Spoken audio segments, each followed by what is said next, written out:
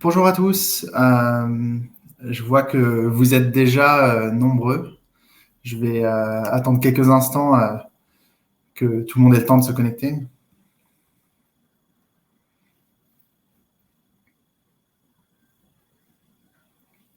Là, je vois qu'il y en a quelques-uns qui sont encore en train d'arriver. On va attendre quelques secondes. OK. Bon, je pense qu'on peut commencer. Moins en moins de gens qui arrivent. Parfait. Donc vous êtes nombreux. Bienvenue dans ce webinaire pour découvrir les tableaux de bord sur lesquels nous avons travaillé longuement chez Herméo. J'espère que chez vous, ça se passe pour le mieux. Aujourd'hui, c'est un webinaire relativement important car ce que je vais vous présenter, c'est l'aboutissement d'un long travail que nous avons entrepris depuis le début de l'été dernier sur la visualisation et l'utilisation des données. Je suis donc ravi de pouvoir vous présenter cette démarche aujourd'hui. Ce que je vous propose en termes d'agenda, donc c'est vraiment de vous présenter les différents cas d'usage sur lesquels on s'est appuyé pour construire les tableaux de bord en un premier temps. Et ensuite, je vous montrerai en live ces tableaux de bord afin que vous puissiez voir ce que ça donne, ainsi que comment vous pourrez les manipuler demain lorsque vous allez les installer chez vous. Donc, dans un deuxième temps, ensuite, on verra bien concrètement comment est-ce que vous allez pouvoir les mettre en place chez vous, la méthodologie utilisée pour les mettre en place, et finalement, on réservera bien sûr du temps pour répondre à vos questions. Voilà, donc dans un premier temps, en fait, pour remettre tout ça en contexte, ce qu'il faut comprendre, c'est que ça fait maintenant plusieurs années que certains d'entre vous utilisent notre solution. On a eu d'excellents retours sur la capacité d'Herméo à vous permettre de guider vos opérateurs sur le terrain et surtout à pouvoir collecter ces données du terrain. Avec derrière cette capacité d'automatiser le reporting et donc d'améliorer la productivité en automatisant toutes ces tâches à faible valeur ajoutée. Cependant, au-delà du simple reporting, il y a encore un enjeu majeur sur lequel on a déployé nos efforts récemment. Cet enjeu est la capacité à pouvoir faire quelque chose de ces données, les exploiter pour professionnaliser vos équipes et donc rapporter encore plus d'intelligence dans l'exploitation des données. Donc, ça, c'est vraiment un enjeu qui est extrêmement important pour nous parce que cette capacité de pouvoir vous permettre facilement de tirer profit de toutes ces données que vous collectez au quotidien avec vos équipes sur le terrain. Donc, afin de pouvoir répondre à ce besoin, nous avons entrepris un grand chantier à ce sujet. Et durant l'année dernière, en fait, on a interrogé de nombreux dirigeants d'entreprises de secteurs très différents et de métiers différents pour essayer de bien comprendre quels étaient les sujets importants pour eux et donc pour vous. Et cela, notamment en matière d'optimisation de la performance de leurs différentes entreprises. Donc, ce qui est ressorti de cette batterie d'entretien a pu être organisé en 3 cas d'usage que vous pouvez voir ici. Ces 3 cas d'usage sont des leviers très forts en termes de productivité et de performance de l'entreprise. Donc, ces cas d'usage sont les suivants. Donc, on a premièrement le suivi d'intervention, la gestion d'anomalies et finalement le suivi d'équipement. Ces cas d'usage étaient vraiment les plus percutants et c'est pour ça qu'on s'est appuyé sur eux pour construire des tableaux de bord que je vais vous montrer.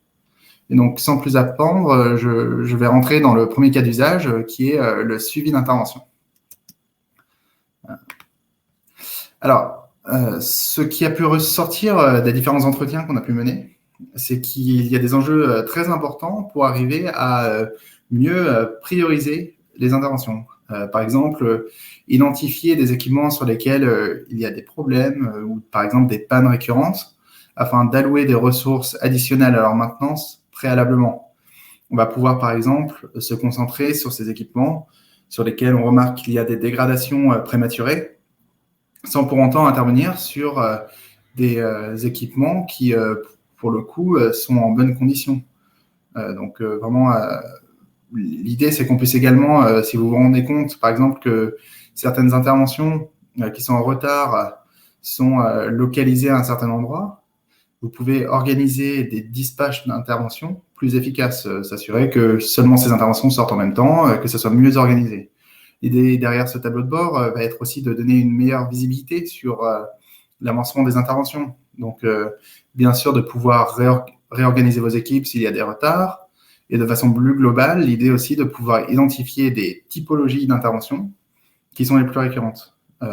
Du coup, ça nous permet de déterminer les interventions qui ont le plus grand intérêt à être optimisées.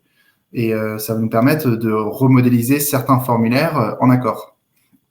Ce tableau de bord a aussi pour vocation de faire un suivi d'équipe et de vous permettre d'accompagner vos équipes pour qu'ils soient encore plus efficaces et plus productifs sur le terrain. Après, donc, en parlant de cas d'usage, en termes de cas d'usage, en fait, les possibilités sont très larges. Que vous fassiez des rondes techniques, de la maintenance ou des audits, ou par exemple même des rapports journaliers dans le cadre du BTP, par exemple, quels que soient les cas d'usage, les tableaux de bord que je vais vous montrer, donc le tableau de bord spécifiquement que je vais vous montrer va pouvoir s'appliquer et agir comme la première intégration afin de rendre vos équipes plus data-driven. Alors, on va aller sur le tableau de bord. Donc, voici le premier tableau de bord. Ce qu'il faut comprendre, c'est qu'aujourd'hui, en fait, nous avons mis en place un connecteur générique qui va permettre d'exploiter les données dans des outils de BI. Donc, ce connecteur générique, vraiment, l'idée, c'est que en fait, je vous présente aujourd'hui les résultats dans Power BI, mais tout cela fonctionne aussi bien avec d'autres outils de BI de votre choix, que ce soit ClickSense, Tableau ou un autre outil. Aujourd'hui, on se concentre sur Power BI parce que 90 à 95% d'entre vous, donc 95% de nos clients aujourd'hui ont accès à Power BI au sein de leurs entreprises. Et c'est donc pour cela qu'on a initié cette démarche Power BI. Néanmoins, ce connecteur générique fonctionne justement avec toutes sortes d'outils BI. Alors, ce que je vous montre aujourd'hui, en fait, ce sont des modèles sur lesquels on a travaillé, notamment avec certains d'entre vous. Et l'idée ici était de construire des modèles génériques que vous pouvez utiliser demain, même si vous n'avez pas encore de démarche de BI. Un point très important est que tout ce que vous allez voir ici est personnalisable en fonction de vos propres besoins. En effet, ces modèles en fait, ont pour objectif d'être génériques et d'agir comme une potentielle fondation sur laquelle vous pouvez ajouter vos propres indicateurs ou vos propres KPI. Donc, voici donc le tableau de bord du suivi des interventions. Ce qui est intéressant pour ce tableau de bord et sur Power BI généralement, c'est que en fait, les tableaux de bord sont interactifs. Donc, vous pouvez voir que simplement en cliquant sur certains filtres, les tableaux de bord vont évoluer et on peut facilement voir les interventions qui nous intéressent. Donc, en premier temps, en fait, ici, en cliquant sur l'usine 1, je peux voir toutes les interventions qui concernent l'usine 1. Est-ce que il y a seulement des interventions en retard? Donc là, c'est le cas ici. Il y a beaucoup d'interventions qui sont en retard. Je peux voir quels documents sont les plus utilisés.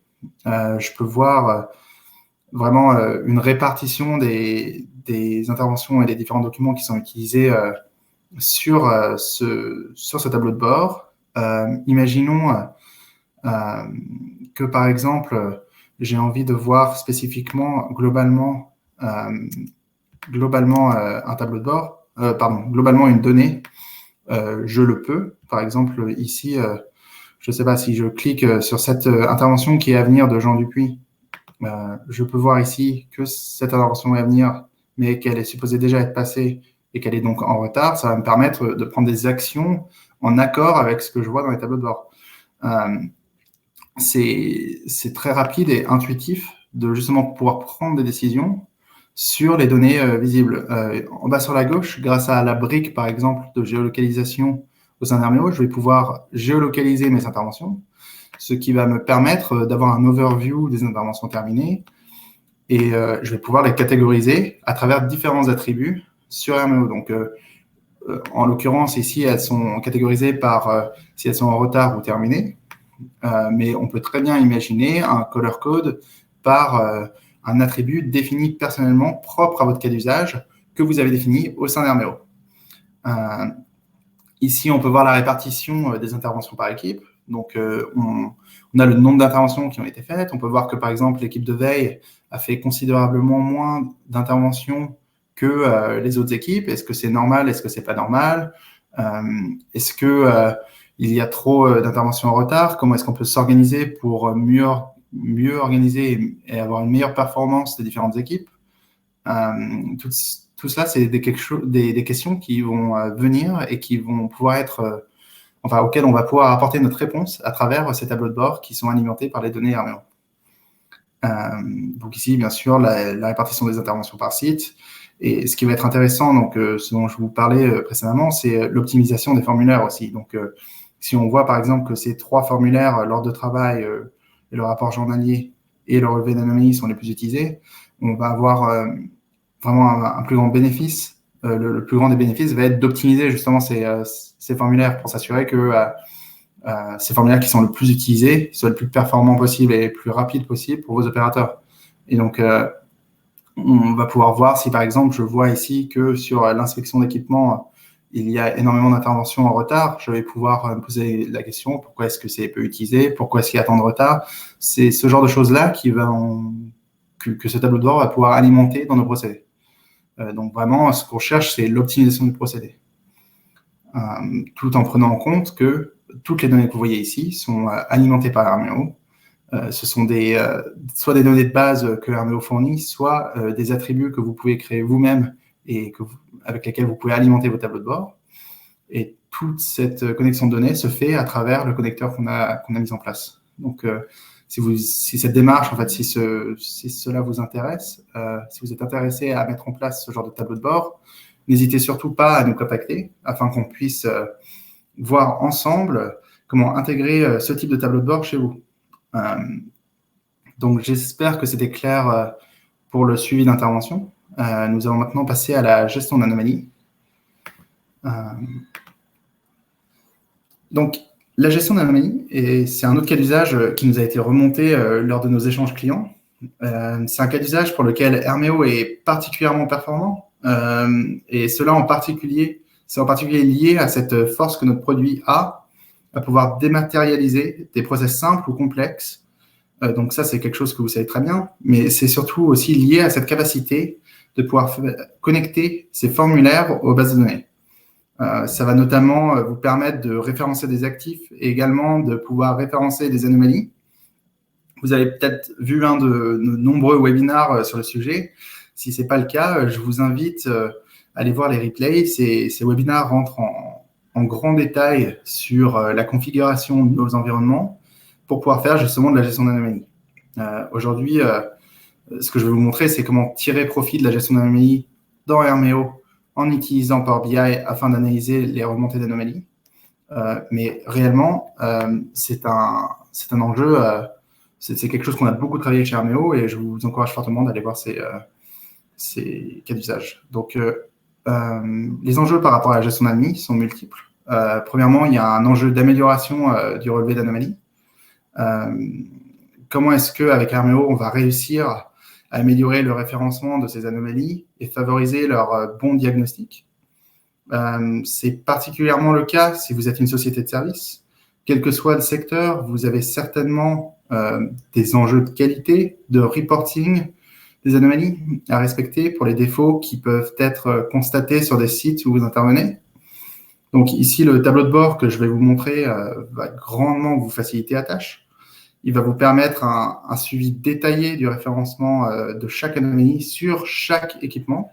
Et cela permettra notamment de distinguer directement s'il y a un quelconque problème d'entrée de données. Et donc d'offrir un standard général de reporting constant.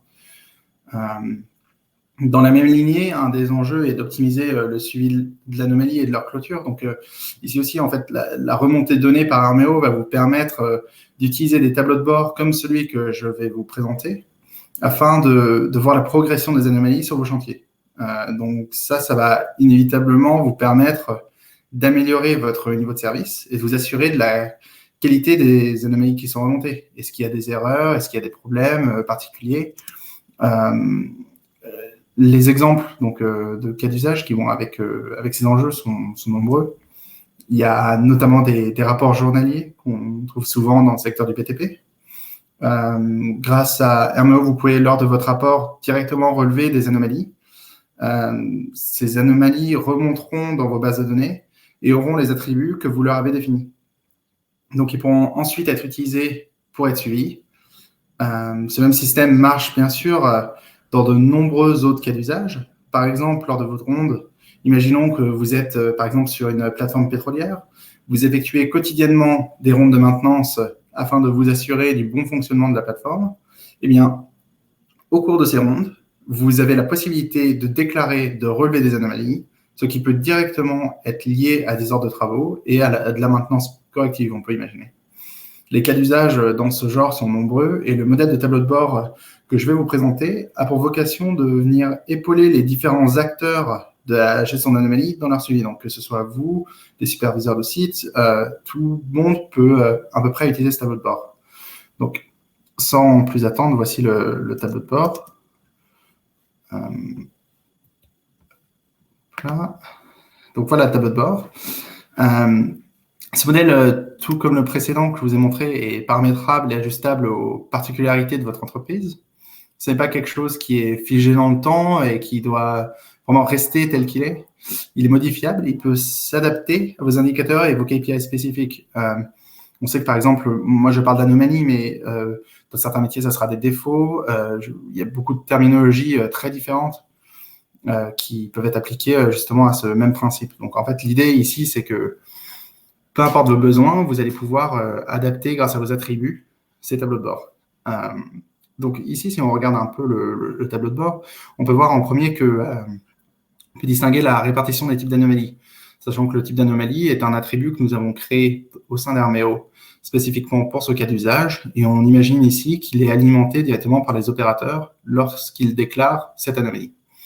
On peut voir du coup très rapidement que la majorité des anomalies déclarées sont des fuites, qu'il y a aussi un certain nombre de rouilles.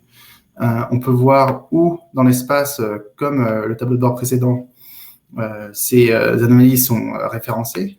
Et on peut bien sûr trier par statut d'anomalie. Si j'ai seulement envie de voir toutes les anomalies qui sont référencées et pas encore traitées, c'est quelque chose qui est parfaitement faisable.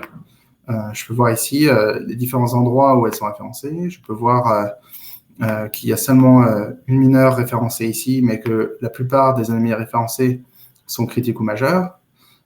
Et ça, c'est quelque chose que je vais pouvoir retrouver dans d'autres endroits. Imaginons ici, dans ce tableau d'anomalies par statut, que je peux voir qu'en fait, les anomalies critiques et majeures sont majoritairement référencées et non soldées en cours. C'est bien sûr un exemple, mais ça va vous permettre, dans vos cas, de, par exemple, prendre des actions, se dire, OK, est-ce que le procédé de traitement des anomalies d'un certain type, donc qu'elles soient critiques ou majeures, est bien mis en place? Est-ce que c'est pour ça qu'elles ne sont pas référencées, qu'elles sont seulement référencées et non traitées ou soldées? Est-ce qu'il y a d'autres raisons? Est-ce que ça signale un changement d'équipement possible? On va pouvoir filtrer, par exemple, par type d'équipement. Donc ça, c'est les différentes bases de données qu'on va pouvoir retrouver dans Herméo. En fait, ça va transformer votre collecte de données en outils très puissants sur lesquels vous pouvez baser vos décisions. Donc là, encore une fois, ce sont vraiment des indicateurs démonstratifs, mais on peut très bien imaginer vos pop KPI. Si vous avez des suivis de taux d'anomalie sur lesquels vous devez répondre, c'est des choses qu'on peut intégrer directement dans les tableaux de bord grâce à Herméo. Si vous avez un certain nombre d'anomalies qui ne doit pas être dépassé par mois ou un certain nombre d'anomalies qui doivent être soldées par mois, on peut très bien imaginer un suivi de chantier spécifique pour les anomalies. Ensuite, ici, on peut voir qu'il y a un taux de traitement. Est-ce que les anomalies mineures sont toutes soldées ou pas? Là, c'est le cas. Est-ce que on devrait commencer à solder les anomalies critiques? Fort probable. Ici, on a en fait sur la droite aussi une liste plus détaillée qui nous indique quand cette anomalie a été prise en charge. Est-ce que cette anomalie est soldée en cours et référencée? Quel est son statut? Et surtout, sur quel équipement est-ce qu'elle se situe? Et on peut voir que si je sélectionne encore une fois l'équipement, donc la pompe 19 ici, elle se situe là et que c'est une anomalie majeure soldée. Donc j'espère que c'est assez clair. Si vous avez des questions, bien sûr, n'hésitez pas à les poser dans notre chat. J'y répondrai à la fin du webinaire. Mais donc voici le cas d'usage des anomalies. Je vais maintenant passer à notre troisième et dernier cas d'usage sur lequel nous avons travaillé, c'est donc le suivi d'équipement. Donc le suivi d'équipement, c'est quelque chose qui est très commun ici chez Herméo. C'est quelque chose qui est très divers aussi, dans le sens où les équipements peuvent être très variés. Pour certains, ça va être des ressources, pour d'autres des équipements, mais c'est quelque chose qui est remonté très souvent et c'est quelque chose qu'on fait très bien chez Herméo. Et ça a multiples enjeux. Donc, premièrement, vraiment, quand on fait du suivi d'équipement, généralement, c'est pour avoir une meilleure connaissance du parc. Quels équipements sont sous notre contrôle, quels actifs fonctionnent, vraiment, quel est l'état de notre parc. Et en fait, connaître l'état de notre parc, rien qu'en termes de quantité, si parfois vous gérez des centaines, voire des milliers d'équipements, ça va nous permettre une meilleure priorisation des investissements. Est-ce qu'on a besoin de renouveler des équipements? Quel rachat va-t-on devoir faire dans les années qui suivent? On va pouvoir prédire tout ce genre de choses. Mais ça, c'est un très grand enjeu qu'on suit justement des ressources. Un autre enjeu, justement, avec cette optimisation des interventions, ça va être vraiment de pouvoir venir optimiser justement les interventions. Donc, est-ce qu'on a certains équipements d'un certain type qui doivent être renouvelés, sur lesquels on va devoir faire des interventions? Quels équipements sont justement gérés et vraiment requièrent une intervention? Quels équipements ne requièrent pas d'intervention? Tout cela, c'est des choses qui vont venir et être alimentées justement par la suivi d'équipement. Donc, si on rentre dans des cas d'usage, ça sera peut-être plus clair. Le cas d'usage principal pour lequel on fait du suivi d'équipement, c'est justement ce référencement d'actifs. Si vous êtes une entreprise qui gère le référencement d'actifs de vos clients, par exemple, si vous gérez tous les blocs secours des bâtiments de vos clients, c'est quelque chose que vous pouvez faire à travers Herméo. C'est quelque chose que vous faites peut-être déjà à travers Herméo, mais ça va être utile pour vous de savoir exactement où tous ces blocs de secours se situent, de savoir dans quel état ces blocs de secours sont, et de savoir justement ce que vous pouvez en faire. Et donc, cette suivi d'équipement et ces tableaux de bord qu'on va vous proposer vont venir vous épauler dans ce cas d'usage pour savoir justement quels actifs ont déjà été référencés, quels actifs ont besoin d'être référencés dans Herméo. Si vous avez vraiment des rondes de référencement d'actifs planifiées sur certains bâtiments, c'est faisable de savoir dans Herméo qu'est-ce qui n'a pas encore été référencé. Et vraiment, l'idée avec ce tableau de bord, c'est de vous donner un peu une vision claire et concise de ce que vraiment quel est votre parc d'équipement au final. Donc, c'est à peu près la même chose pour les rondes techniques et les fiches de contrôle. Avec les rondes techniques et les fiches de contrôle, vraiment là où ça va devenir un atout d'avoir ce genre de tableau de bord et cette démarche BI initiée, c'est que en réalité, vous allez pouvoir, grâce à votre suivi d'équipement, savoir sur quel équipement faut-il effectuer une ronde technique. C'est-à-dire savoir qu'on va devoir effectuer une ronde technique seulement sur certains équipements et pas sur tout le parc. C'est quelque chose qui peut sauver énormément de temps et c'est quelque chose qui sera très facilement organisable à travers des tableaux de bord spécifiques liés à vos cas d'usage et des tableaux de bord qui vont vous permettre de voir directement, justement, dans cette zone-là, il va seulement y avoir ces équipements-là, et c'est ces équipements qui vont avoir besoin d'une intervention où on va faire une ronde technique seulement sur ces équipements. Sans plus attendre, je vais vous montrer le tableau de bord. Je pense que ça sera encore plus parlant. Donc, voici ici le tableau de bord final. On y reconnaît nombreux des attributs qu'on a vus au précédent dans les deux derniers tableaux de bord. Ce qu'on a, c'est qu'on a tous les équipements qui sont géolocalisés dans Herméo, encore une fois, grâce à une brique de géolocalisation liée à un attribut. Donc, chaque opérateur, lors du référencement d'actifs, par exemple, pourra indiquer la position de l'équipement, ce qui va nous permettre de facilement le retrouver. On s'est permis aussi, justement, du coup, de color-coder, de mettre un code couleur sur justement ces équipements pour savoir s'ils sont en arrêt, en maintenance ou en production. Et bien évidemment, on peut imaginer ici un de vos propres attributs. Est-ce que vous avez certains états qui sont catégorisés? Est-ce que vous avez certains attributs que vous voulez, qui vous donnent une bonne visibilité géographiquement sur vos équipements? Vous pouvez très bien imaginer les mettre ici si ce sont des attributs directement dans Herméo. Généralement, c'est des attributs d'état, donc est-ce que ça fonctionne, est-ce que ça ne fonctionne pas? Et c'est pour ça que nous les avons mis en exemple ici, mais on peut, bien sûr, les possibilités sont infinies, donc les données sont dans Herméo. Donc ici, par exemple, sur ce site-là, on peut voir qu'on a 3 équipements en maintenance, 2, voire 3 en arrêt, ainsi que plusieurs en production. Est-ce qu'il y a une action qu'on va pouvoir faire pour améliorer la condition de ces équipements? Peut-être. En tout cas, ça nous met la puce à l'oreille qu'il y a potentiellement des changements à faire et potentiellement des actions à prendre. Bien sûr, comme sur les autres tableaux de bord, on va pouvoir venir filtrer. Donc ici, je vois par exemple que le site de production d'usine 2 Paris Nord a énormément d'équipements en arrêt. J'ai envie de voir spécifiquement à quoi cela ressemble. Je peux très bien venir cliquer ici et avoir une vue de tous mes équipements. Je vois qu'ils sont un peu épars, donc qu'un dispatch sera peut-être plus compliqué. Ça, c'est des informations qui peuvent venir nous aider non seulement au court terme, mais vraiment au long terme aussi. Donc, au court terme, au jour le jour, on va pouvoir décider quelles interventions devraient être faites sur quels endroits. Mais au long terme, on va pouvoir voir petit à petit nos équipements qui se dégradent dans certaines zones. Est-ce qu'il faut qu'on programme des dispatchs? Est-ce qu'il y a des choses qui font que ces équipements se dégradent? En tout cas, ça va nous permettre d'avoir une visibilité certaine sur ces équipements. Si vous êtes, par exemple, dans le cadre du BTP, vous êtes peut-être sur un chantier où vous avez des équipements qui sont à disposition de vos ouvriers, vous allez pouvoir, grâce à ce tableau de bord, avoir vraiment un statut de chacun des équipements. Et grâce à ce tableau, par exemple, voir quelles ressources sont où, dans quel état est-ce qu'elles sont, quand est-ce qu'on a fait une intervention dessus ou quand est-ce qu'on l'a utilisé la dernière fois, quels outils, par exemple, ne servent pas. Tout cela, c'est des choses qui vont pouvoir venir vraiment alimenter votre travail journalier.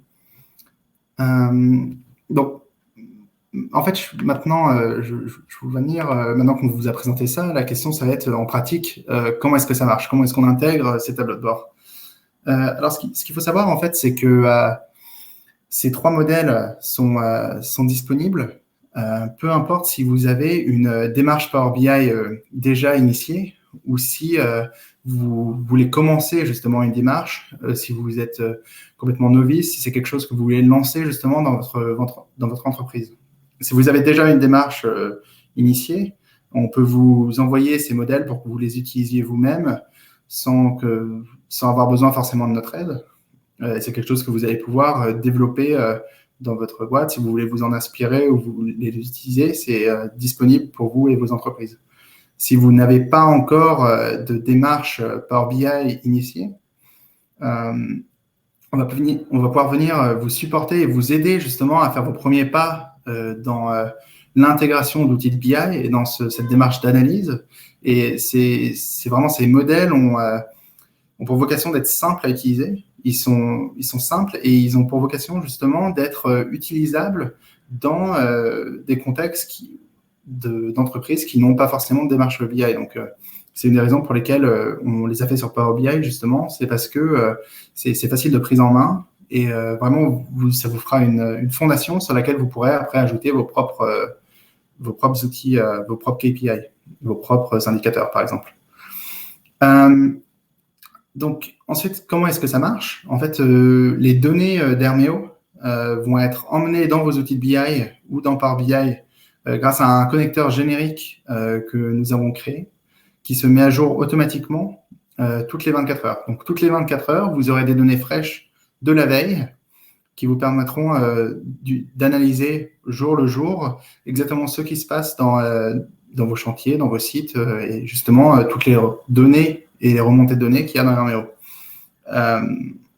Ce qu'il faut retenir, c'est que ces modèles sont entièrement paramétrables et ils peuvent être complétés pour répondre à vos enjeux de pilotage. Donc en fait, là, excusez-moi, il y a un peu de bruit dehors. Donc en fait, là où il y a vraiment une force à ce connecteur, c'est qu'en fait, vous pouvez exporter toutes les données qui vous semblent utiles et vous allez pouvoir paramétrer ces modèles Power BI qu'on a créés pour vous pour qu'ils puissent être utiles et pour qu'ils puissent répondre à vos besoins et vos enjeux spécifiques de pilotage. Est-ce que vous avez des KPI que vous devez suivre? Est-ce que vous avez des outils, des metrics qui sont vraiment vraiment importantes pour vous, vous allez pouvoir les intégrer dans ces tableaux de bord. Si vous avez des limites, des ratios à atteindre, c'est quelque chose que vous allez pouvoir intégrer dans les tableaux de bord et vous allez pouvoir voir la progression au jour le jour de justement vos KPIs, de vos indicateurs, tant qu'ils sont dans des données à l'intérieur d'Hermeo. Donc, si vous voulez faire ça, c'est très simple, c'est des procédés en fait classiques Hermeo. Si vous créez vos attributs, vous allez pouvoir les utiliser justement à l'intérieur de vos tableaux de bord. Tout est fait pour s'adapter justement aux outils de BI. Donc, pour mettre ça en place, en fait, on a développé vraiment une méthodologie de mise en place. Ce qu'il va falloir faire au début, si ça vous intéresse de mettre en place ces tableaux de bord chez vous, vous pouvez me contacter à mon adresse mail, donc frédéric.home@hermeo.com. Je me ferai un plaisir de vous répondre. Et en fait, ce qu'on va pouvoir faire ensuite, c'est surtout d'organiser un rendez-vous d'environ 30 minutes avec soit moi, soit un membre de nos équipes pour définir vos besoins BI. Où est-ce que vous en êtes dans votre démarche? Est-ce que vous voulez commencer? Est-ce que vous avez déjà commencé? Est-ce que vous avez juste besoin des modèles ou est-ce que vous voulez de l'aide et du support justement à intégrer ces modèles? Tout cela, ce sont des choses qu'on va définir lors de ce rendez-vous. Et en fait, ensuite, on va pouvoir justement mettre en place ces tableaux lors d'un ou deux ateliers. Et cela va vous permettre justement de suivre vos données d'Hermeo et vos indicateurs directement dans Power BI. Donc, à partir de là, c'est vraiment à vous de jouer. N'hésitez pas à me contacter à mon email encore, frédéric.home@hermeo.com. Vraiment, si c'est même juste pour échanger, si c'est juste pour parler de la démarche, si c'est quelque chose que vous voulez commencer mais que vous n'avez pas encore commencé, vraiment n'hésitez pas. C'est un procédé qui a été fait pour ça. Les modèles sont là pour justement que vous puissiez commencer votre outil démarche, votre démarche de BI. Et même si vous avez déjà une démarche, je me ferai un plaisir de discuter avec vous sur comment est-ce qu'on peut aller plus loin avec Hermeo pour vous offrir de la BI et apporter de l'intelligence dans votre utilisation des données. Donc maintenant, je pense qu'on va pouvoir répondre aux questions. Donc, je vois qu'il y a plusieurs questions dans le chat.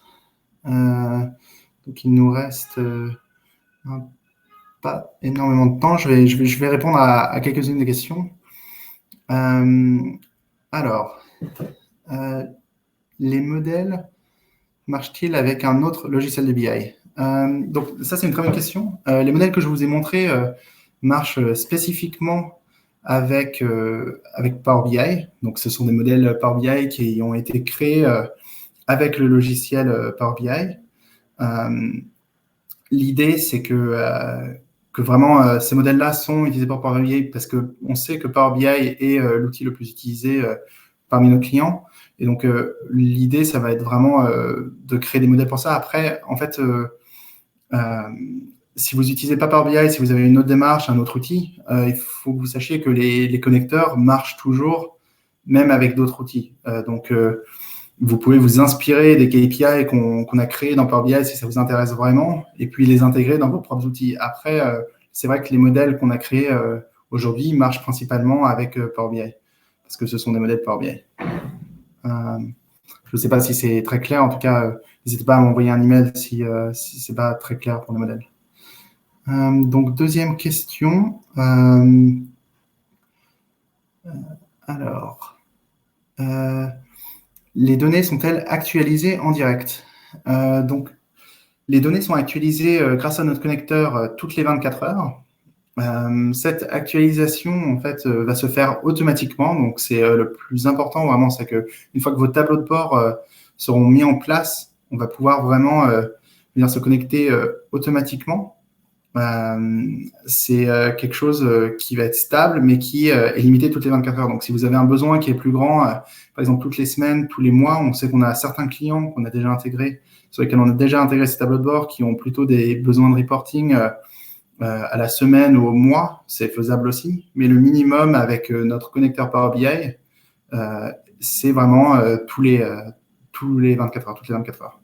Après, si vous avez besoin d'une fréquence plus large et que vous avez les moyens de vraiment développer par-dessus et que c'est vraiment un grand besoin pour vous, en fait, on a d'autres capacités et d'autres choses qui nous permettent d'avoir des données plus actualisées, par exemple l'utilisation de l'API.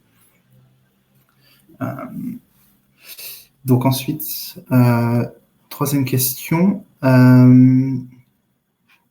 Quelles données peut-on lier d'Herméo?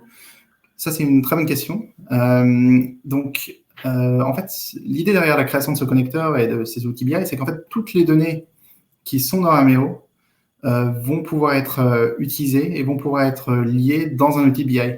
Donc, si vous avez, par exemple, je ne sais pas, des ressources spécifiques que vous voulez sortir, des attributs spécifiques que vous voulez utiliser, si vous voulez exporter des utilisateurs, des interventions, des attributs spécifiques sur les interventions, tout peut être exporté grâce à ce connecteur Power BI. Donc, dans vos outils BI, peu importe quel outil il soit. L'idée, c'est vraiment qu'on a essayé de créer quelque chose qui va pouvoir être utilisé de façon assez globale. Si, par exemple, vous voulez exporter 3 bases de données, imaginons ensemble d'un seul coup, ça va être faisable. Si vous voulez customiser certains de vos exports, ça va être aussi faisable. On a vraiment essayé de répliquer, si vous connaissez déjà le système d'export dans Herméo, en fait, on a essayé de faire un système aussi simple que les exports d'Herméo, mais de façon récurrente. Et donc, ça va vraiment fonctionner de la même manière. Je ne sais pas si c'est très très clair. En tout cas, n'hésitez pas à me recontacter par email si ça ne l'est pas. Ensuite, je vais peut-être avoir le temps de faire une autre question. Faut-il des licences Power BI pour faire fonctionner les tableaux de bord? Donc, alors ça c'est une très bonne question. L'idée, c'est que derrière tout cela, en fait, Power BI va offrir différents niveaux de licence. Donc, il y a bien sûr une licence gratuite et la plupart de vos organisations, si vous utilisez déjà Teams ou le pack office, vous avez sûrement déjà un accès initial à Power BI de façon gratuite. Et donc, ça va vous permettre de, premièrement, déployer vos tableaux de bord, de vraiment initier la démarche. Mais ensuite, si vous avez un besoin de partage, par exemple, ça, c'est vraiment quelque chose qui sera faisable ensuite grâce à une licence payante. En fait, dès qu'on veut partager, c'est là où Microsoft va justement requérir une licence. Donc, il y a un premier niveau de licence qui va exister au niveau du partage. Et ensuite, je pense, imaginons si vous êtes une entreprise de service, vous avez sûrement un besoin, j'imagine, de livrer des tableaux de bord à des clients. On pourrait imaginer ce scénario-là. Dans ce cas-là, en fait, il faudra un niveau de licence supérieur qui vous permettra justement de les lier à des clients. Mais si vous voulez des licences internes, si vous voulez partager en interne, vous pouvez avoir des licences simples et cela fonctionne très bien. Après, ce qu'il faut retenir, c'est que si vous voulez commencer cette démarche, justement, initialement, c'est peut-être pas forcément très utile tout de suite d'avoir des licences tant que vous pouvez vraiment commencer la démarche sans avoir de licence Power BI, juste en ayant des tableaux de bord personnels sans pouvoir les partager. Après, ça peut être votre besoin aussi d'avoir des tableaux de bord personnels sur lesquels vous faites votre propre reporting et c'est quelque chose qui est faisable. Et dans ce cas-là, n'hésitez pas du tout à nous contacter. C'est quelque chose lequel on peut vous accompagner. Alors, je ne sais pas si j'ai beaucoup de temps pour répondre à d'autres questions. Je vois qu'il y a quelques questions qui restent, qui sont un peu plus compliquées. Peut-être ce que je pourrais faire, c'est je vais tenter de vous répondre par email pour ceux que je n'ai pas répondu. Je vais nous laisser les quelques minutes qui restent afin de pouvoir vous laisser partir un tout petit peu plus tôt. Parce que je ne sais pas si j'aurai le temps de répondre à ces dernières questions. En tout cas, je vais tenter de vous répondre par email le plus rapidement possible. Donc, merci à tous. Vous avez été nombreux à participer. C'est un grand plaisir de pouvoir vous présenter cette démarche. J'en suis ravi. Vraiment, si vous avez une quelconque question, n'hésitez pas à me contacter à frédérichaume@hermeo.com. me fera un plaisir de répondre à chacune de vos questions et j'essaierai de répondre aux dernières questions auxquelles j'ai malheureusement pas pu répondre le plus rapidement possible. Voilà, donc je vous souhaite une excellente journée et merci à tous.